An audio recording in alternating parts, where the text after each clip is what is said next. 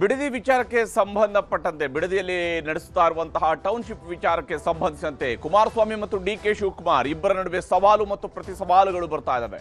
ಕುಮಾರಸ್ವಾಮಿ ಅವರು ಮೊದಲಿಗೆ ಹೇಳಿದ್ರು ಬಹಿರಂಗ ಚರ್ಚೆಗೆ ಬನ್ನಿ ಅಂತೇಳಿ. ಶಿವಕುಮಾರ್ ಅವರು ಹೇಳಿದ್ರು ಡೇಟು ಟೈಮು ಎಲ್ಲವೂ ಹೇಳಿ ನನಗೆ ಸ್ವಲ್ಪ ಟೈಮ್ ಮಾತ್ರ ಕೊಡಬೇಕಾಗತ್ತೆ, ಒಂದೆರಡು ಮೂರು ದಿವಸಕ್ಕೆ ಮೊದಲು ಹೇಳಿ ನಾನು ಟೈಮ್ ಅಡ್ಜಸ್ಟ್ ಮಾಡ್ಕೊಂಡು ಬರ್ತೀನಿ ಅಂತೇಳಿ. ನಂತರ ಕುಮಾರಸ್ವಾಮಿ ಅವರು ಹೇಳಿದ್ರು ಬನ್ನಿ ಬಿಡದಿಯಲ್ಲಿನೇ ಚರ್ಚೆ ಮಾಡೋಣ. ಮೊದಲಿಗೆ ಅವ್ರಿಗೆ ಹೇಳಿದಂತಹ ವಿಚಾರಗಳು ಬೇರೆ ವಿಷಯಗಳಿಗೆ, ಬಿಡದಿ ವಿಚಾರಕ್ಕೆಲ್ಲ ಒಟ್ಟಾರೆ ಆಗಿರುವಂತಹ ಕೆಲವು ವಿಚಾರಗಳಿಗೆ ಅವ್ರಿಗೆ ಹೇಳಿದ್ರು ಬಹಿರಂಗ ಚರ್ಚೆಯ ಸವಾಲುಗಳಾದವು. ಮೊನ್ನೆ ಈಗ ಮತ್ತೆ ಅವ್ರದ್ದು ಬಂತು, ಇಲ್ಲ ನೀವು ಬಿಡದಿಗೆ ಬನ್ನಿ, ಅಲ್ಲಿ ಬೈರಮಂಗಲದಲ್ಲಿ ಚರ್ಚೆಯನ್ನು ನಡೆಸೋಣ ಅಂತ. ಶಿವಕುಮಾರ್ ಅವರು ಒಂದು ಪತ್ರವನ್ನು ಬರೆದು, ಸರಿ ಬಹಿರಂಗ ಚರ್ಚೆ ಬೇಡ, ನೀವು ಬನ್ನಿ ನನ್ನ ಕಚೇರಿಗೆ ಬನ್ನಿ, ನಿಮ್ಮ ಜೊತೆಗೆ ಒಂದು 5 ಜನರನ್ನು ಕರ್ಕೊಂಡು ಬನ್ನಿ ಚರ್ಚೆ ಮಾಡೋಣ ಅಂತ ಹೇಳಿದ್ದಾರೆ. ಶಿವಕುಮಾರ್ ಅವರ ಪತ್ರ ತಲುಪ್ತಾ ಇದ್ದಂತೆ ಅದಕ್ಕೆ ಮಿಂಚಿನ ರೀತಿಯಲ್ಲಿ ಪ್ರತಿಕ್ರಿಯೆಯನ್ನು ಎಚ್.ಡಿ. ಕುಮಾರಸ್ವಾಮಿ ಅವರು ಕೊಟ್ಟಿದ್ದಾರೆ. ಆ ಮೂಲಕ ಚರ್ಚೆ ಮಾಡೋದಿದ್ರೆ ಬಿಡದಿಗೆ ಬನ್ನಿ, ಬೈರಮಂಗಲಕ್ಕೆ ಬನ್ನಿ, ಅಲ್ಲಿ ಚರ್ಚೆ ಮಾಡೋಣ ಅಂತ ಹೇಳ್ತಾರೆ. ಇಬ್ಬರ ನಡುವೆ ಈಗ ಬಹಳ ದೊಡ್ಡದಾದಂತಹ ಪತ್ರ ಸಮರ ನಡೀತಾ ಇದೆ. ಎಚ್.ಡಿ. ಕುಮಾರಸ್ವಾಮಿ ವರ್ಸಸ್ ಡಿ.ಕೆ. ಶಿವಕುಮಾರ್. ಇದು ಬಿಡದಿಯ ಕಿಚ್ಚು.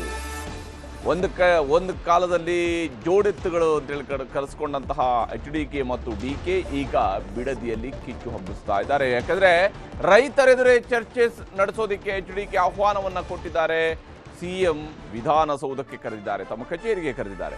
ಸಿಎಂಗೆ ಮಸಿ ಬಳಿಯುವ ಯತ್ನ ಅಂತ ಹೇಳಿ ಕೈ ನಾಯಕರು ಕೋಪತಾಪವನ್ನ ಪ್ರದರ್ಶಿಸ್ತಾ ಇದ್ದಾರೆ. ಯಾಕಂದ್ರೆ ಇಲ್ಲಿ ಬಹಿರಂಗ ಚರ್ಚೆಯನ್ನು ಇಬ್ಬರು ನಾಯಕರುಗಳು ಮಾಡುವಂಥ ಪದ್ಧತಿ ನಿಜಕ್ಕೂ ಒಳ್ಳೆಯದೇ, ಆದರೆ ಅದಕ್ಕೆ ಪೂರಕವಾದಂಥ ವಾತಾವರಣ ವೇದಿಕೆ ನಿರ್ಮಾಣ ಆಗಬೇಕಾಗತ್ತೆ. ಇಬ್ಬರು ನಾಯಕರುಗಳು ಖಂಡಿತವಾಗ್ಲೂ ಕೂಡ ಬಹಿರಂಗ ಚರ್ಚೆಯನ್ನು ನಡೆಸುವಂಥದ್ದು ಒಂದು ವಿಚಾರದಲ್ಲಿ ಬಹಿರಂಗ ಚರ್ಚೆ ನಡೆಸೋದೇನೋ ಒಳ್ಳೆಯದೇ, ಆದರೆ ಅಲ್ಲಿಯ ವಾತಾವರಣವು ಕೂಡ ಅಷ್ಟೇ ಮುಖ್ಯ ಆಗಿರುತ್ತೆ. ಇಲ್ಲಿ ಈಗ ಕುಮಾರಸ್ವಾಮಿ ಅವರು ಕೊಡ್ತಾ ಇರುವಂಥ ಪಂಥಾಹ್ವಾನ ಒಂದು ಭಾಗ, ಶಿವಕುಮಾರ್ ಅವರು ಕೊಡ್ತಾ ಇರುವ ಪಂಥಾಹ್ವಾನ ಮತ್ತೊಂದು ಭಾಗ. ಹೇಗಿದೆ ಇವರೊಬ್ಬರ ನಡುವಿನ ಪಂಥಾಹ್ವಾನ ಅನ್ನೋದು ನಾವು ಗಮನಿಸಬೇಕು.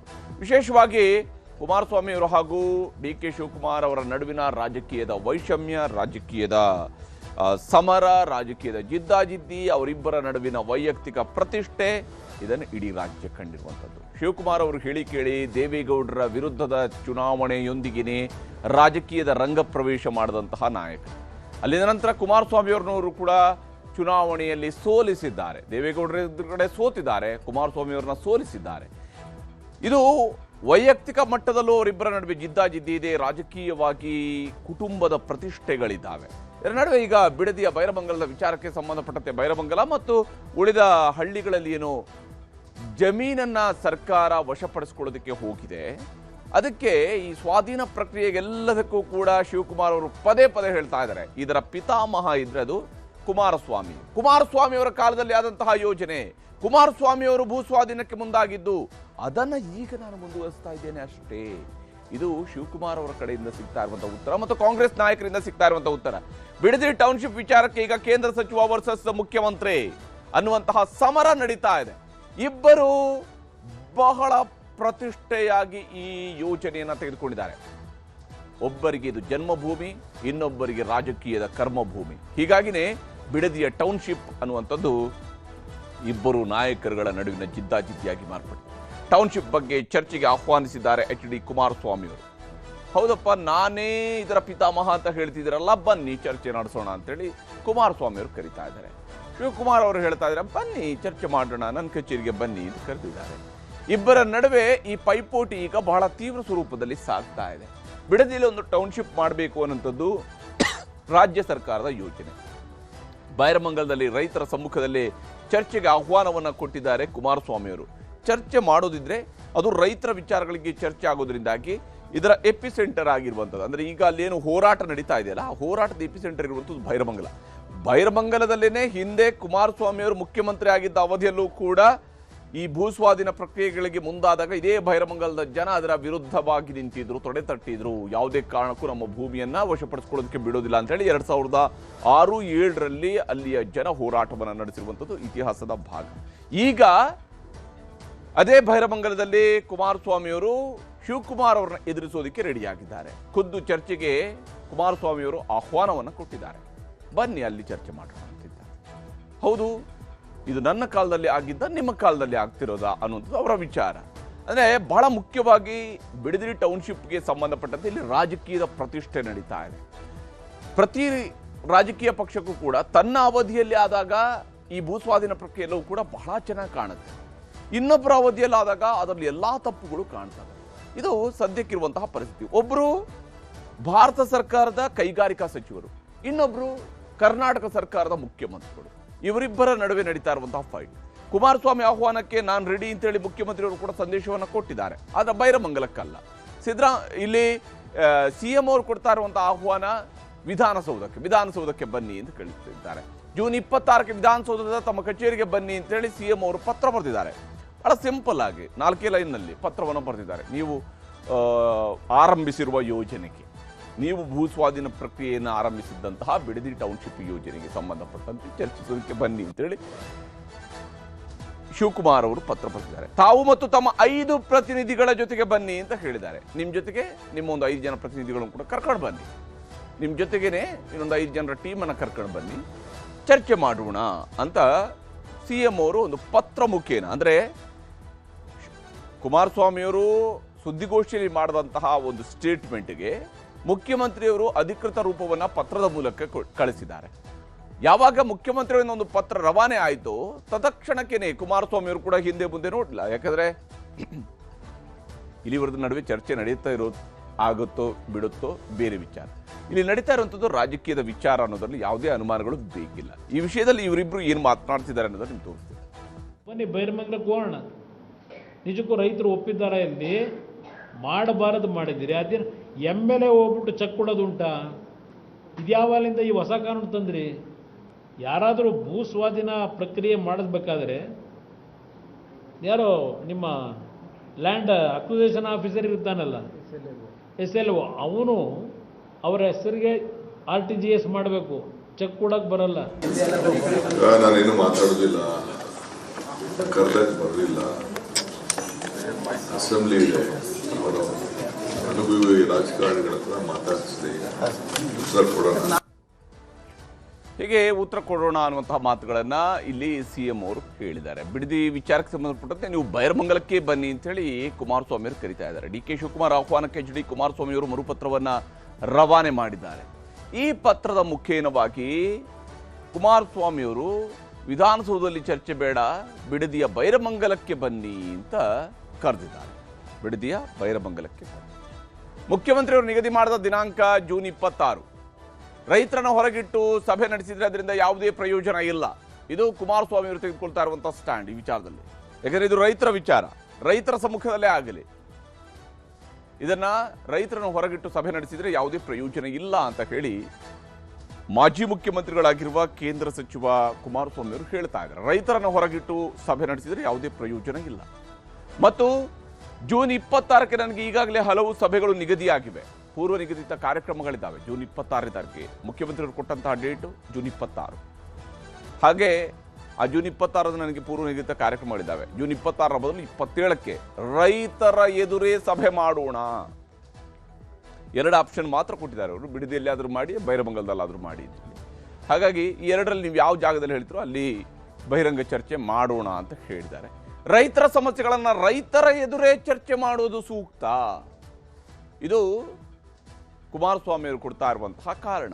ಯಾವ ಕಾರಣಕ್ಕಾಗಿದು ಬೈರಮಂಗಲದಲ್ಲಿ ಆಗಬೇಕು ಅನ್ನೋದರ ಬಗ್ಗೆ, ರೈತರ ಸಮಸ್ಯೆಗಳನ್ನು ರೈತರ ಎದುರೇ ಚರ್ಚೆ ಮಾಡುವುದು ಸೂಕ್ತ ಅನ್ನುವ ಮಾತನ್ನು ಹೇಳಿದ್ದಾರೆ. ಅಲ್ಲಿ ಯೋಜನೆ ಬಗ್ಗೆ ಸವಿಸ್ತಾರವಾಗಿ ಚರ್ಚಿಸೋಣ ಅಂತೇಳಿ ಕುಮಾರಸ್ವಾಮಿ ಅವರು ಹೇಳಿದ್ದಾರೆ.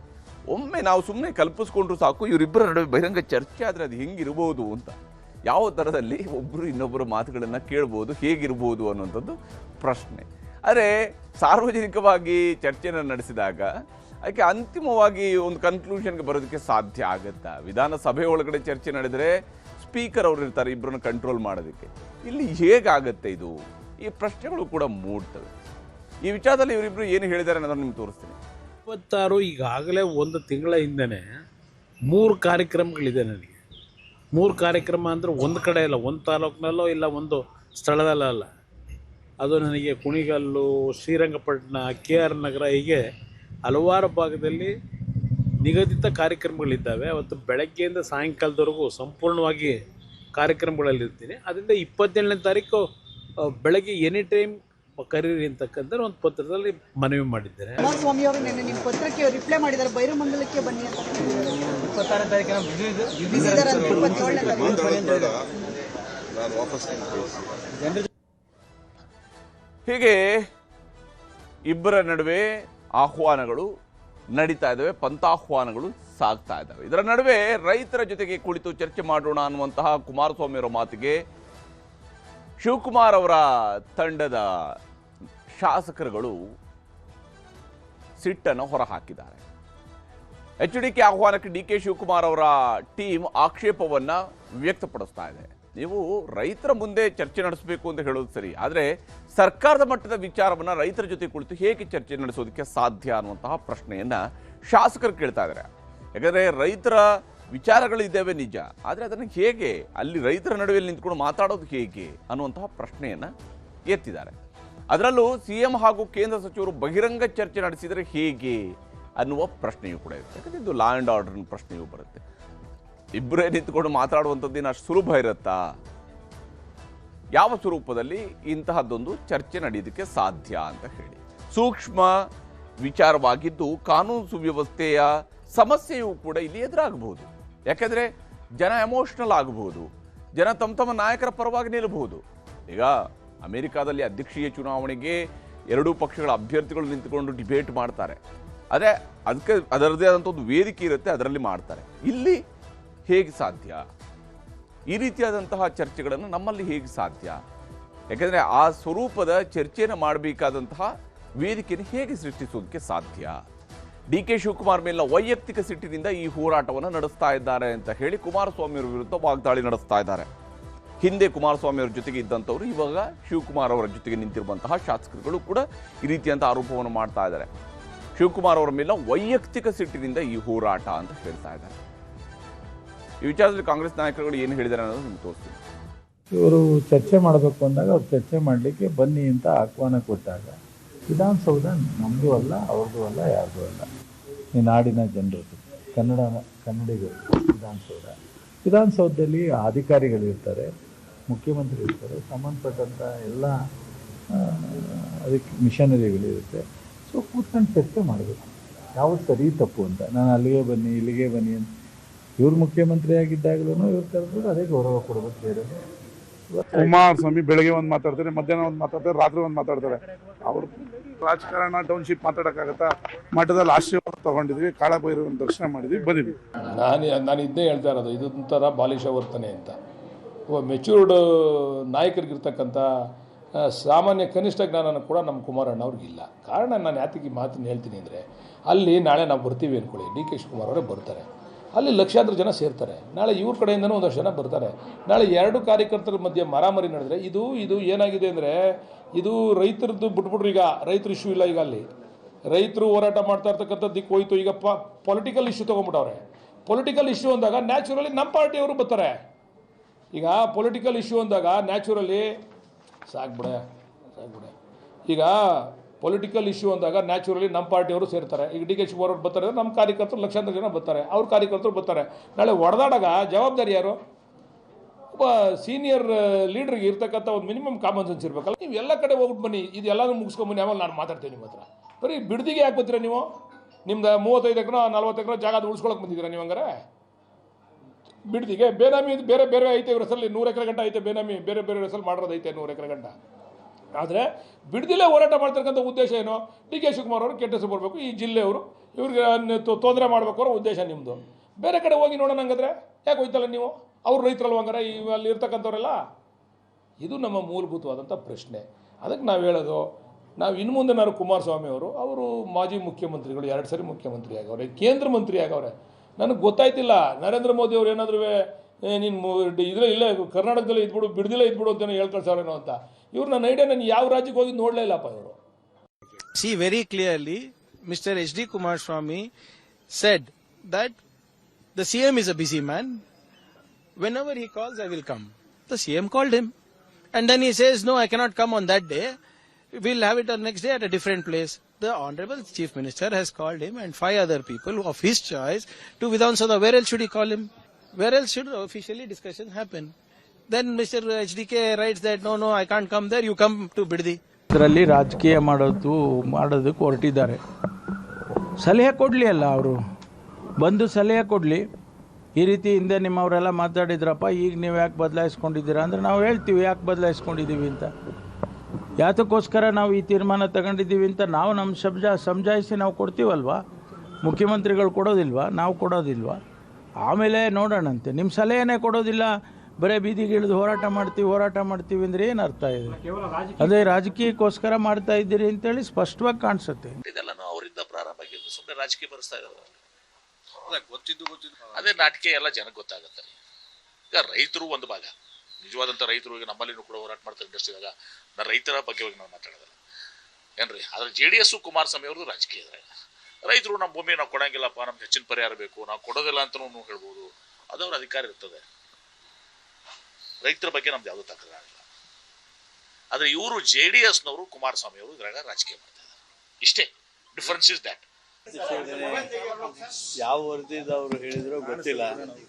ನಾನು PSC ಅಧ್ಯಕ್ಷನಾಗಿದ್ದಾಗ ತಮಗೂ ಗೊತ್ತಿದೆ, ತಮ್ಮೆಲ್ಲರನ್ನೂ ಕರ್ಕೊಂಡು ಈಗಲ್ಟನ್ಗೆ ಆ ಕೋಡೆ 250 ಎಕರೆ ಇತ್ತಲ್ಲ, ಅಲ್ಲೆಲ್ಲ ಹೋಗಿದ್ವಿ. ಆ ವರದಿಯನ್ನು ಅವರು ಪ್ರಸ್ತಾಪ ಮಾಡ್ತಾರೆ ಗೊತ್ತಿಲ್ಲ ನನಗೆ. ಆ ವರದಿ ನಾನು ಮತ್ತೆ ನೋಡಿ ನನ್ನ ಅಭಿಪ್ರಾಯವನ್ನು ವ್ಯಕ್ತಪಡಿಸ್ತೇನೆ. ಇನ್ನು ಈ ವಿಚಾರದಲ್ಲಿ ಭಾರತೀಯ ಜನತಾ ಪಕ್ಷದ ನಾಯಕರು ಕೂಡ ತಾವು ಹೋರಾಟಕ್ಕೆ ಇಳಿತೀವಿ ಅನ್ನುವಂತಹ ಮಾತುಗಳನ್ನು ಹೇಳ್ತಾ ಇದ್ದಾರೆ. ಈಗ DK ಶಿವಕುಮಾರ್ದು ಈ ಥರ ಆಹ್ವಾನಗಳು ಇದೇನು ಮೊದಲ ಬಾರಿ ಅಲ್ಲ, ಇದೊಂದು 100 ಸರಿ ಆಗಿದೆ. ಏನಾನ ಸಿನಿಮಾ ತೆಗೆದಿದ್ರೆ 100 ಡೇಸ್ ಓಡ್ಬಿಡೋದು, ಅವ್ರು ಬರಲ್ಲ ಬಿಡಲ್ಲ. ಈ ಪರಿಸ್ಥಿತಿ ಇದು ಸುಮ್ಮನೆ ಮಾಧ್ಯಮಕ್ಕೆ ಒಂದು ಹೇಳಿಕೆ ಕೊಡೋ ಅಷ್ಟರಲ್ಲೇ ಮುಗ್ದೋಗ್ತೈತೆ. DK ಶಿವಕುಮಾರ್ ಮೊದಲಿಂದನೂ ಅಷ್ಟೇ ಇಂಥ ಪಂಥ ಆಹ್ವಾನಗಳನ್ನು 10 ಸರಿ ಕೊಟ್ಟಿದ್ದಾರೆ, ಯಾವುದಕ್ಕೂ ಹೋಗೇ ಇಲ್ಲ. ಈಗ ನಡೀತಾ ಇರೋದು ಯಾವುದಕ್ಕೆ ಪಂಥ ಆಹ್ವಾನ? ಬಿಡದಿ ಟೌನ್ಶಿಪ್ ಬಗ್ಗೆ ನಡೀತಾ ಇರೋದು. ಎಲ್ಲಿ ಚರ್ಚೆ ಆಗಬೇಕು? ಬಿಡದಿಯಲ್ಲಿ ಚರ್ಚೆ ಆಗಬೇಕು. ಎಲ್ಲಿ ಆಗಿದೆಯೋ, ಎಲ್ಲಿ ಕಳ್ಕೊಂಡಿದ್ದೀರೋ ಅಲ್ಲೇ ಹುಡುಕ್ಬೇಕು ಬೀಗದ್ಕಿನ. ಮಾನ್ಯ ಮುಖ್ಯಮಂತ್ರಿಗಳೇ ಮುತುವರ್ಜಿ ವಹಿಸಿ ರಿಯಲ್ ಎಸ್ಟೇಟ್ ದಂಧೆ ಮಾಡೋದಕ್ಕೇನು ಹೊರಟಿದ್ದಾರೆ, ಇದಕ್ಕೆ ಕಡಿವಾಣ ಹಾಕಲೇಬೇಕಾಗ್ತದೆ. ಮುಂದಿನ ಹಂತದ ಹೋರಾಟ ಹೇಗಿರಬೇಕು ಅಂತೇಳಿ ಇನ್ನೊಂದು 2 ದಿನದಲ್ಲಿ ಒಂದು ಹೋರಾಟದ ರೂಪುರೇಷೆಗಳನ್ನು ಕೂಡ ನಾವು ತಿಳಿಸ್ತೇವೆ ತಮಗೆ. ಇವತ್ತು ಜನರ ಆಕಾಂಕ್ಷೆ ಮೇರೆಗೆ ಈ ಸರ್ಕಾರವನ್ನು ಮುಂದುವರಿಬೇಕು ಅಂತ ಅಲ್ಲಿ ಬಿಡದಿ ಟೌನ್ಶಿಪ್ ವಿರುದ್ಧವಾಗಿ ರೈತರು ಅನೇಕರು ಹೋರಾಟವನ್ನು ಮಾಡ್ತಾ ಇದ್ದಾರೆ. ಇದು ಸೂಕ್ತ ಜಾಗ ಅಲ್ಲ ಅಂತ, ಅದಕ್ಕೆ ತಕ್ಕ ಇವರು ನಿರ್ಣಯ ತಗೊಳ್ಳಿ. ಇದು ನಾವು ಇಡೀ ಒಂದು ರಾಜ್ಯದಲ್ಲಿ ನೋಡ್ತಾ ಇದ್ವಿ, ಯಾವುದೇ ರೀತಿ ಜನರ ಒಂದು ಆಕಾಂಕ್ಷೆ ಮೇರೆಗೆ ಇವರು ಕೆಲಸವನ್ನು ಮಾಡ್ತಾ ಇಲ್ಲ, ಅವ್ರಿಗೆ ಇಷ್ಟ ಬಂದಿದ್ದ ಕೆಲಸವನ್ನು. ಹೀಗೆ ಇಲ್ಲಿ ರಾಜಕೀಯವೂ ಇದೆ, ಇಲ್ಲಿ ಪಂಥಾಹ್ವಾನ ಇದೆ, ರಾಜಕೀಯವಾದಂಥ ಶಕ್ತಿ ಪ್ರದರ್ಶನಗಳಾಗ್ತಾ ಇದ್ದಾವೆ. ಆದರೆ ಅಂತಿಮವಾಗಿ ರೈತರ ಭೂಮಿಯ ವಿಚಾರಕ್ಕೆ ಸಂಬಂಧಪಟ್ಟಂತೆ ಸರ್ಕಾರವೂ ಕೂಡ ಮುಕ್ತ ಮನಸ್ಸಿನಿಂದ ರೈತರ ಜೊತೆ ಕೂಡ ಚರ್ಚೆಯನ್ನು ನಡೆಸೋದಕ್ಕೆ ಮುಂದಾಗಲೇಬೇಕಾಗುತ್ತೆ. ಯಾಕಂದರೆ ಅಂತಿಮವಾಗಿ ನೋಟಿಫಿಕೇಶನ್ ಆಗಿದೆ, ನೋಟಿಫಿಕೇಶನ್ ಆಧಾರದ ಮೇಲೆ ನಾವು ಮಾಡ್ತೀವಿ ಅಂತ ಹೇಳೋದಕ್ಕೆ ಆಗದೇ ಇಲ್ಲ. ಅಲ್ಲಿ ರೈತರು ಯಾವ ಸ್ವರೂಪದಲ್ಲಿ ಭೂಮಿ ಬಿಟ್ಟು ಕೊಡ್ತಾರೆ, ಹಾಗೆಯೇ ಸರ್ಕಾರ ಹೇಗೆ ಮನವೊಲಿಕೆ ಮಾಡುತ್ತೆ, ಇದು ಬಹಳ ಮುಖ್ಯ ಆಗುತ್ತೆ. ರಾಜಕೀಯ ಪಕ್ಷಗಳವರು ಅಭಿವೃದ್ಧಿಯ ವಿಚಾರಗಳಿಗೆ ಬಂದಾಗ ತಮ್ಮ ನಿಲುವುಗಳು ಏನು ಅನ್ನೋದನ್ನು ಕೂಡ ಅಷ್ಟೇ ಸ್ಪಷ್ಟವಾಗಿ ಹೇಳಬೇಕಾಗತ್ತೆ. ಇಲ್ಲ ನಾವು ಇನ್ನು ಮುಂದೆ ನಮ್ಮ ಯಾವುದೇ ಸರ್ಕಾರಗಳು ಬಂದರೂ ಕೂಡ ಭೂಸ್ವಾಧೀನ ಮಾಡೋದಿಲ್ಲ ಅಂತ ಹೇಳಿದ್ರೆ ಅದನ್ನಾದರೂ ಹೇಳಬೇಕು. ಇಲ್ಲ ಆಯ್ದ ರೀತಿಯಲ್ಲಿ ಭೂಸ್ವಾಧೀನ ಪ್ರಕ್ರಿಯೆ ನಾವು ವಿರೋಧ ಮಾಡ್ತಾ ಹೋಗ್ತೀವಿ ಅಂತ ಹೇಳಿದರೆ ಇದಕ್ಕೆ ಯಾವಾಗ ಕೊನೆ ಅನ್ನುವಂತಹ ಪ್ರಶ್ನೆಯೂ ಕೂಡ ಇಲ್ಲಿ ಮೂಡುವಂಥದ್ದು. 2ನೇ ಸುದ್ದಿ ಕಡೆಗೆ ಹೋಗೋಣ. ಹೈಕಮಾಂಡ್ ಅಂಗಳಕ್ಕೆ ವಿಧಾನ ಪರಿಷತ್ ಅಡ್ಡಮತದ ವರದಿ, ಪಕ್ಷದ್ರೋಹಿಗಳಿಗೆ ಕಾದಿದ್ಯಾ ಶಿಸ್ತು ಕ್ರಮದ ತೂಗುಗತ್ತಿ. ನಾಳೆ HDKಯಿಂದಲೂ ನಿತಿನ್ ನಬೀನ್ಗೆ ರಿಪೋರ್ಟ್. ಇದುವೇ ಇವತ್ತಿನ ಚದುರಂಗದ 2ನೇ ಸ್ಟೋರಿ, ವಿಜಯಾಶೋಕ ವಿವರಣೆ. ಈ ಪ್ರಕರಣವನ್ನು ಬಹಳ ಗಂಭೀರವಾಗಿ ತೆಗೆದುಕೊಂಡಿದ್ದೇವೆ. ಯಾರು ಅನ್ಯಾಯ ಮಾಡಿದ್ದಾರೆ, ದ್ರೋಹ ಎಸಗುವಂಥ ಕೆಲಸ ಮಾಡಿದ್ದಾರೆ, ಕಠಿಣವಾಗಿರ್ತಕ್ಕಂಥ ನಿರ್ಣಯವನ್ನು ಮಾಡಲೇಬೇಕಾಗ್ತದೆ.